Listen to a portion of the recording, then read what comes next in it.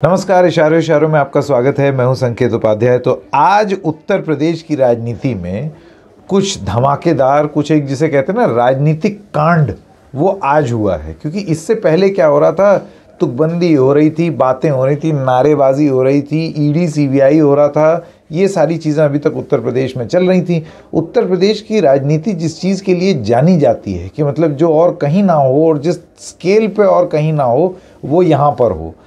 एक इतिहास रहा है यहाँ पर डिफेक्शंस का, एक इतिहास रहा है यहाँ पर जिसकी वजह से एंटी डिफेक्शन लॉ बदल गया। बताइए, राष्ट्रपति शासन यहाँ जिस तरीके से लगे, ऑर्गेनाइज्ड क्राइम, दुनिया जहाँ का, मतलब ये तो गज़ब का प्रदेश है अगर आपको राजनीति को स्टडी करना है तो अभी तक यहाँ पर जो जितनी भी बातें हो रही थी, ईडी सीबीआई आईटी मेहमान और नारेबाजी जिसमें लुंगी धारी और कैंची जीवी और न जाने क्या क्या तमाम तरीके के नारे, और उन्होंने इसको ये बोल दिया, उसने उसको ये बोल दिया, यही सब चल रहा था। रैलियों का दौर, ये सब।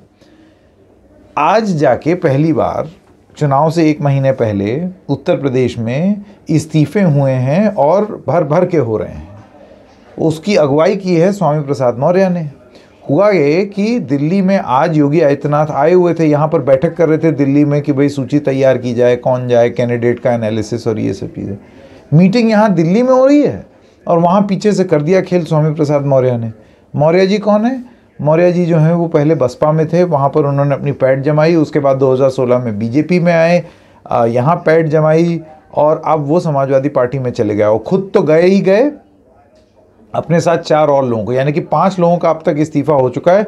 हो सकता है जैसे जैसे कार्यक्रम आप देखेंगे, जब तक आप सुन रहे होंगे, और लोगों का इस्तीफा हो जाएगा जैसा बताया जा रहा है। समाजवादी पार्टी का कहना है कि करीब 12 मंत्री और 65 विधायक हो सकता है आ जाएं। ये बहुत बड़ी संख्या है, बहुत बड़ी संख्या। मतलब पश्चिम बंगाल वगैरह में से भी मुकाबला अगर आप कर लें तो बहुत बड़ी संख्या है। लेकिन इन सब चीज़ों में ना जाके इसका एक समूचा विश्लेषण बहुत ज़रूरी है, ताकि वो कोई भी विश्लेषण जो हो वो एक पक्ष का ना हो और वो विश्लेषण कंप्लीट हो, पूरा हो, जिसमें सारी बातें आ जाएं। तो उन सारी बातों का समावेश यहाँ इस कार्यक्रम में हम करने की कोशिश करेंगे। और मैं अब इस पे कुछ पॉइंट्स अब रखना चाहता हूँ। सबसे पहली बात, इसके समाजवादी पार्टी के लिए मायने। तो मौर्य जो हैं वो करीब 5% आबादी हैं उत्तर प्रदेश की। 5% बहुत होता है, यानी कि अगर आप उसको और किसी कॉम्बिनेशन के साथ लगा दें तो ये मेक और ब्रेक होता है। तो स्वामी प्रसाद मौर्य जो हैं वो मौर्य समाज के बहुत बड़े नेता हैं। केशव प्रसाद मौर्य जो कि डिप्टी सीएम हैं बीजेपी के, उनसे भी बहुत बहुत बड़े नेता हैं। आप किसी से भी उत्तर प्रदेश की राजनीति में पूछ लेंगे, वो बता देंगे स्वामी प्रसाद मौर्य बहुत बड़े नेता हैं। और सिर्फ मौर्य समाज पे ही नहीं, ओबीसीज में, दलित पिछड़े वर्ग में आपकी एक साख है और उसको डिनाई नहीं किया जा सकता। लाख आज की डेट में बसपा बोले कि ये तो कूड़ा करकट था हमारा, इस तरीके के शब्द इस्तेमाल किए जा रहे हैं बसपा की तरफ से, लेकिन ऐसा है नहीं। मजबूत नेता हैं, इसीलिए जब वो गए तो साथ में और भी कई सारे लोग गए। अब स्वामी प्रसाद मौर्य कहा जाता है करीब 15 से 20 विधायकों के ऊपर इनकी एक पैठ है और पकड़ है। तो अगर ये गए हैं तो क्या और लोग भी जाएंगे? इनके बारे में एक और चीज़ बता दें, इनकी जो बेटी हैं संघमित्र मौर्य, वो भारतीय जनता पार्टी की तरफ से सांसद हैं। कहाँ से हैं? बदायूं से। किसको हराया था? धर्मेंद्र यादव, जो कि अखिलेश यादव के ही रिश्तेदार हैं, उनको हरा दिया। अभी भी वो बीजेपी की सांसद है। वो कहाँ जाएंगी ये नहीं मालूम है।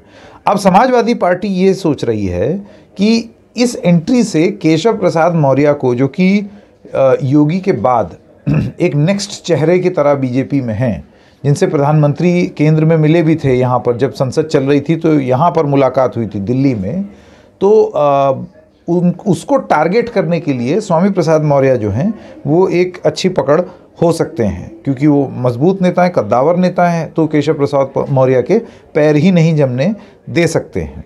ये एक बात हो गई।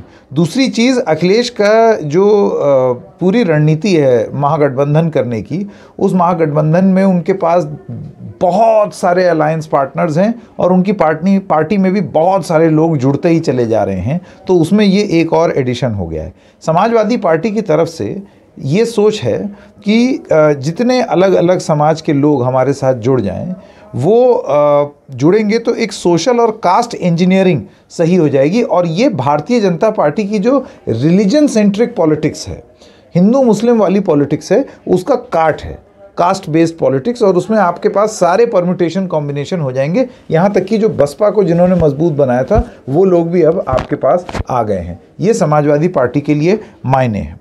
बीजेपी के लिए इसके क्या मायने हैं, आइए उसके बारे में बात करते हैं। तो अब कि स्वामी प्रसाद मौर्य का आखिरी वक्त पर चले जाना, ये हो सकता है बीजेपी को अब अपनी रणनीति बदलनी पड़े। हो सकता है बदल रहे भी हों, क्योंकि जो बीजेपी के कुछ नेता हैं उनका ये कहना था कि ये तो हमें मालूम ही था कि जब हम अपनी सीट अलॉट करेंगे, रणनीति बदलेंगे, कुछ कुछ करेंगे, तो ज़रूरी नहीं है कि हर कोई खुश हो उससे, और लोग अपना अपना राजनीतिक मकसद सिद्ध करने के लिए इधर उधर जा सकते हैं। और स्वामी प्रसाद मौर्य भी इसीलिए, हालांकि उन्होंने खुले मन से अपील की है सब लोगों ने कि आप आइए और फैसला कीजिए, लेकिन अब तो वो शामिल हो गए हैं समाजवादी पार्टी में। अब स्वामी प्रसाद मौर्य के चले जाने से एक बीजेपी के लिए दिक्कत ये आ सकती है कि जो अलग अलग छोटे छोटे कास्ट कॉम्बिनेशन करके, जैसे कि जाटव और नॉन जाटव को के बीच में एक विभाजन, जिसमें एक तबका जो है वो बीजेपी को वोट कर गया, उसके बाद ओबीसीज का उनके साथ जुड़ना, राजभर का जुड़ना, मौर्य जी का जुड़ना, और इस तरीके से बहुत सारे ऐसे छोटे छोटे जो कास्ट कॉम्बिनेशंस हैं उसको बीजेपी ने बड़े सही तरीके से जोड़ा था, और 14, 17 और 19 में इसका असर भी देखने को मिला था।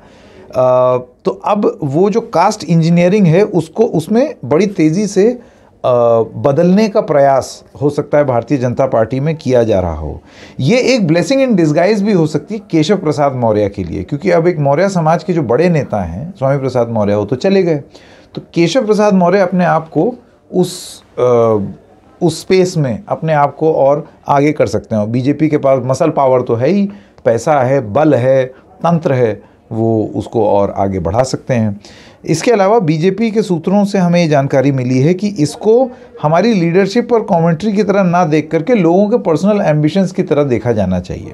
बीजेपी ये भी कहती है कि कुछ रेडिकल डिसीजंस लिए जाने थे टिकट डिस्ट्रीब्यूशन को लेकर के, और उसमें ये अंदेशा हो गया या कुछ लोग भांप गए कि उनको तो भले ही मिल जाएगा, लेकिन हो सकता है उनके समर्थकों को या उनके जो और विधायक जिनको वो ले करके आए थे उनको उस तरीके से सीट ना मिले या टिकट ना मिले, हम कुछ एक्सपेरिमेंट करें।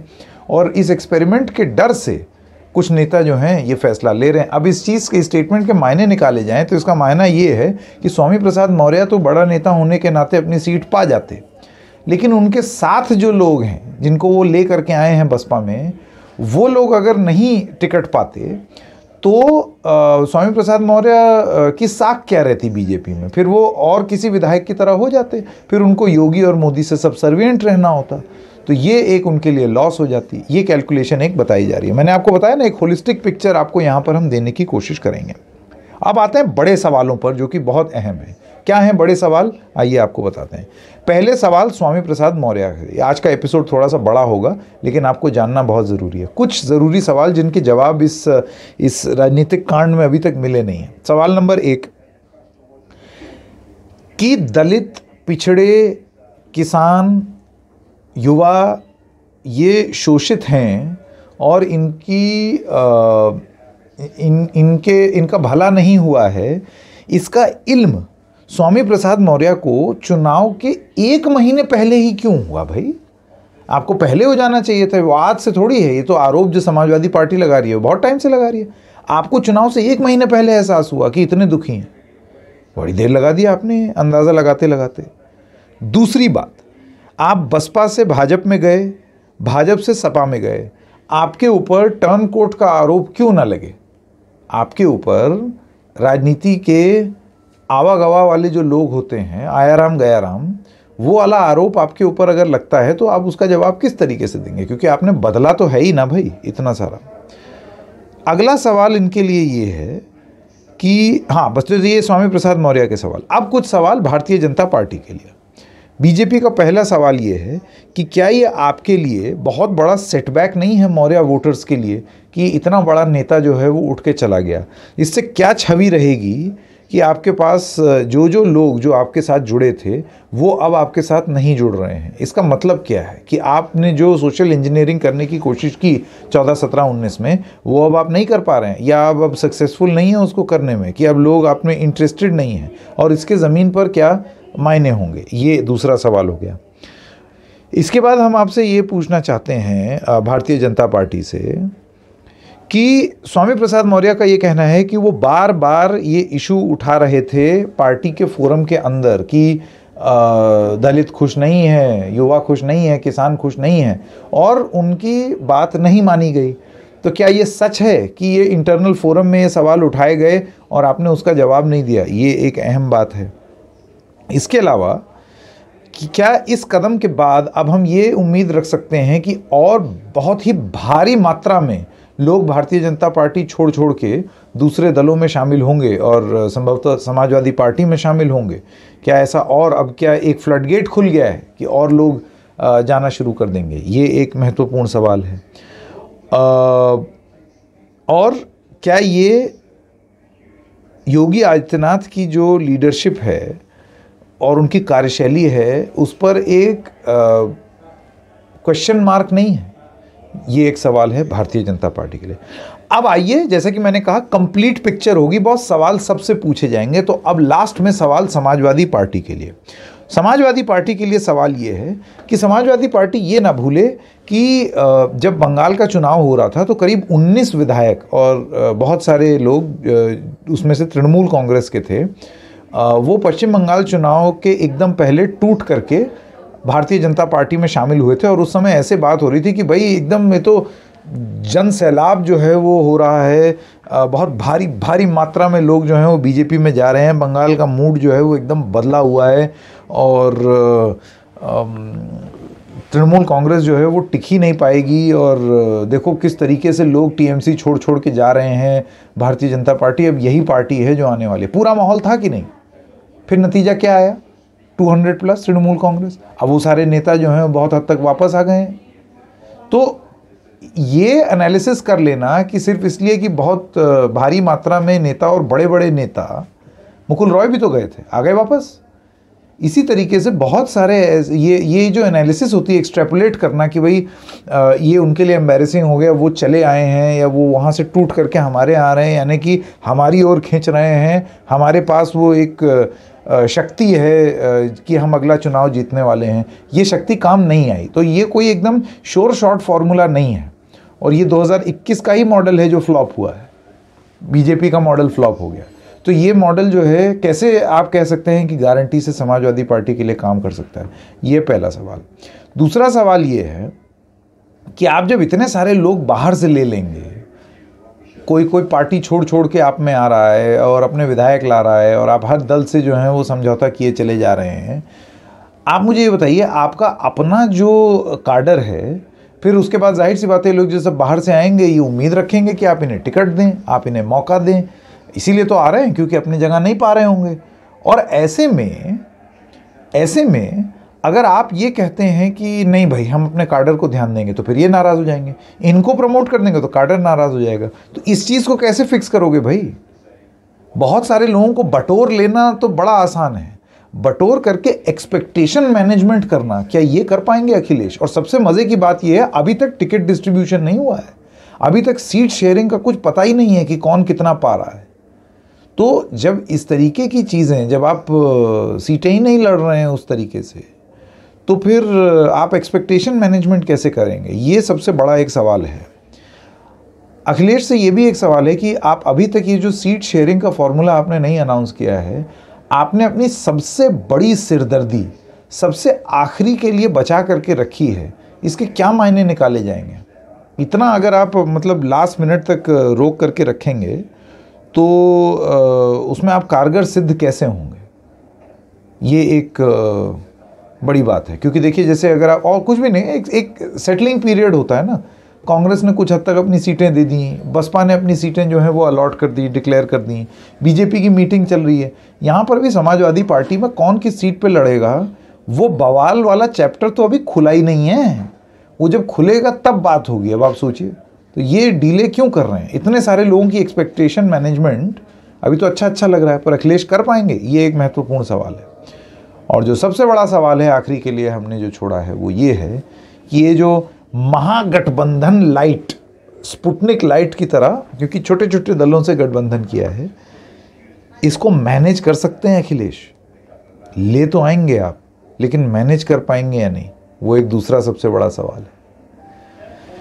तो आज इशारों में बस इतना ही। थोड़ा सा लंबा एपिसोड हुआ, लेकिन ये लंबा करना इसलिए ज़रूरी था ताकि हम पूरा कंप्लीट पिक्चर हर किसी पार्टी, दल और नेता के बारे में बात करते हुए, जो हमने दिन भर बात की है लोगों से, उसके बेसिस पर जो हमने पाया है, वो चीज़ हम अपने दर्शकों के सामने रखें। तो वो कंप्लीट पिक्चर आपको देने का एक प्रयास ये था इस कार्यक्रम के माध्यम से। तो आज इशारों में बस इतना ही। हम फिर मिलेंगे किसी और मुद्दे के साथ। तब तक के लिए नमस्कार।